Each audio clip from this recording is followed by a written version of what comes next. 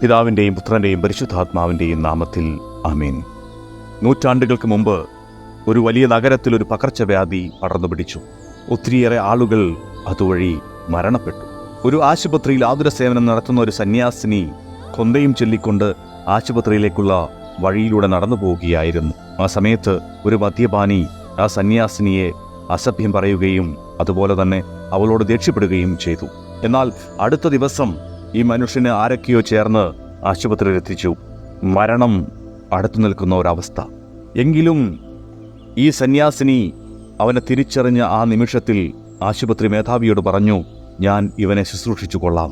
ആഴ്ചകളോളം നീണ്ട ആ സന്യാസിനിയുടെ ശുശ്രൂഷയ്ക്കൊടുവിൽ അവൻ ആരോഗ്യവാനായി വീട്ടിലേക്ക് പോയി.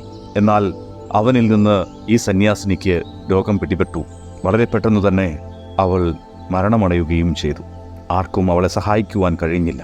ഇതുപോലെ തന്നെയാണ് ഈശോയും ഈ ലോകത്തിൽ പ്രവർത്തിച്ചത്. മനുഷ്യരായി നമ്മെ സഹായിച്ചു, നമ്മെ പഠിപ്പിച്ചു, അതുപോലെ തന്നെ നമുക്ക് വേണ്ടി ജീവൻ വെടിഞ്ഞു. ഇന്ന ദിവസം നമ്മൾ ഈശോയെക്കുറിച്ച് ഓർക്കുമ്പോൾ നമ്മുടെ മാതാപിതാക്കന്മാരെക്കുറിച്ച് ചിന്തിക്കാം. 10 മാസം ചുമന്ന് നമ്മെ പ്രസവിച്ച നമ്മുടെ അമ്മ നമ്മെ വളർത്തുവാനായിട്ട് ഒത്തിരിയേറെ സൗകര്യങ്ങളും ഒത്തിരിയേറെ സ്വപ്നങ്ങളും വേണ്ട എന്ന് വെച്ചിട്ടുണ്ട്.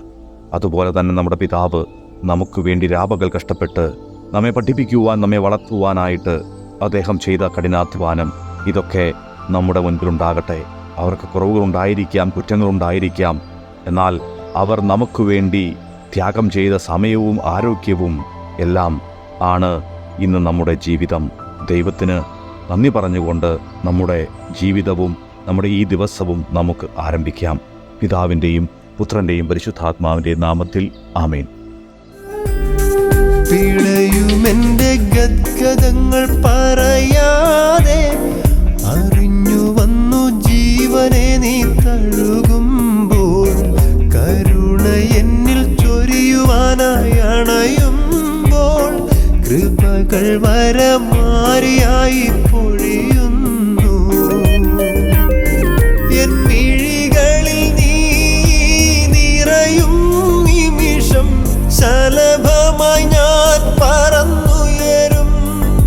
നീയൊന്നരികിൽ വാ, എന്റെ ചാരെ വാ, എന്നെ മകനായി സ്വീകരിക്കൂ. എൻ ഉള്ളം തേങ്ങുന്നു, ഞാൻ നിന്നെ തേടുന്നു. നീ വരേണമേ. ഉള്ളം തേങ്ങുന്നു, ഞാൻ നിന്നെ തേടുന്നു. നീ വരേണമേ.